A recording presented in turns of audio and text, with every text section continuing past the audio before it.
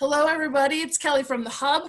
I am here with Grace. She is a nurse and a certified diabetes educator with WellSpan Health.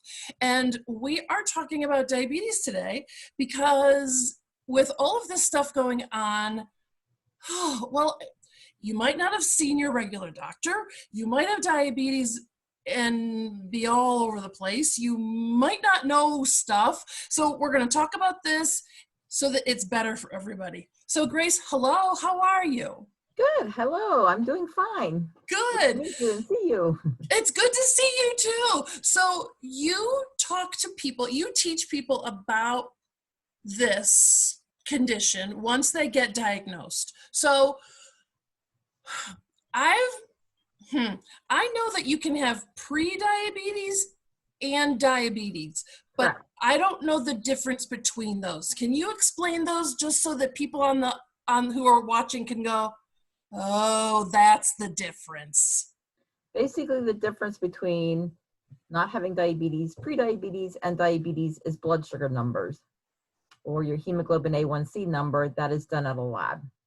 So, okay, what are my numbers if I have pre-diabetes? If you have pre-diabetes, a fasting blood sugar between 100 and 125 would be diabetes, or if they do a hemoglobin A1C, which is a blood test again, if that number is between 5.7 and 6.4, that is pre-diabetes.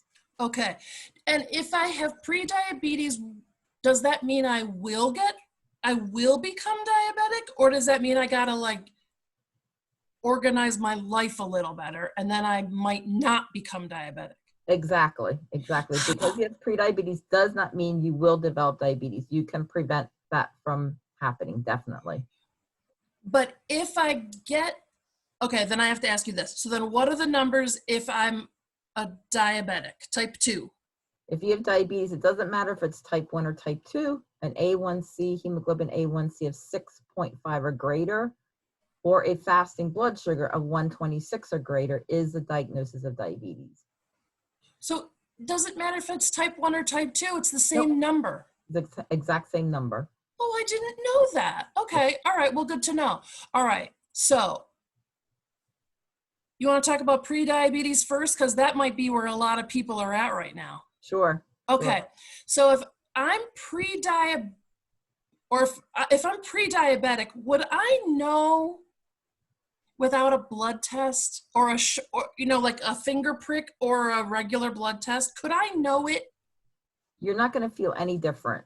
The problem with diabetes, even diabetes, pre-diabetes, you can be going through life and never know because you may not have symptoms unless your blood sugar goes above 200 and stays there for a while. That's the problem with diabetes and pre-diabetes. It's kind of a hidden disease that people don't know about if they're not on top of things. So if I'm not managing it and it stays above 200 for a while, that also then can cause damage to my body. Correct. And what kind of damage does it cause? It causes damage to your blood vessels. It causes damage to your nerve cells. So therefore, you run the high risk of damage to your retina in your eye, which can lead to blindness. It can make you more at risk for heart attacks and strokes. It can affect your nerve cells, which can lead to neuropathies, numbness, tingling in your feet, fingers, toes. It can lead to kidney problems, again, because that's related to the eyes. Lots of things can happen over time, definitely. Okay, I have to say, I sort of thought that when people said they had diabetes that it wasn't really that bad, and I was wrong. It affects, it's like soup to nuts. It affects a ton of systems that are in your body. Exactly. Which is why this is your whole job, to teach people that they have to get their lives together so that they don't soup to nuts their whole body. Exactly. And diabetes is one disease that is managed by people. It's not like cancer that you hope the medication works. The underlying issue is what you can do for yourself. And then medication will supplement it if you need it. Okay, so I know you're going to tell me this. The number one, this is my guess. The number one problem of people who are going to fall into pre-diabetes or diabetes is food, number one, and exercise, number two, right? Correct, which is lifestyle. Lifestyle is the number one thing besides family history. If you have a family history of genetics, you can't do anything to change that, but we can work on our daily eating and lifestyle habits. So during this time when people might feel like they're stuck, whether or not they are, but if they feel like they're stuck at home or whatever, they're going to eat bad. They're not going to get good physicalness. Correct. And now they're much more likely to be at risk. Correct. Plus, they're under more stress too.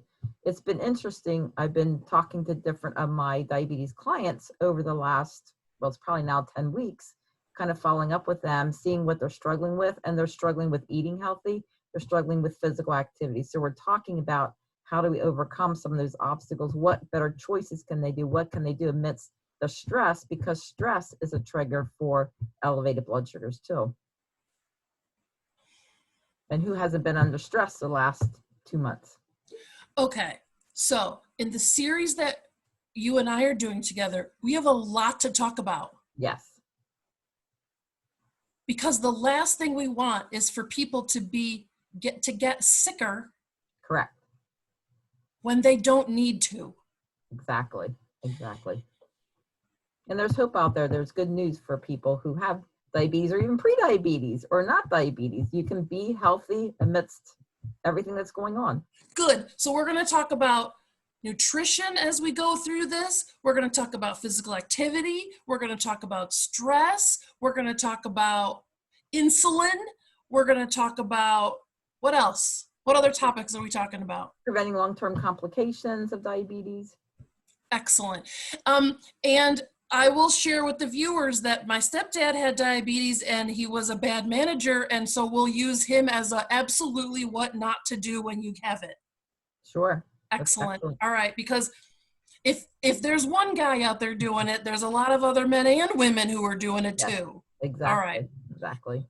I have to say, I'm looking forward to this. This is going to be good. Everybody's going to love this. You are a godsend. Can't wait. Thank you. We'll see. Get Grace next time and she'll teach us something new about diabetes. Bye, everyone.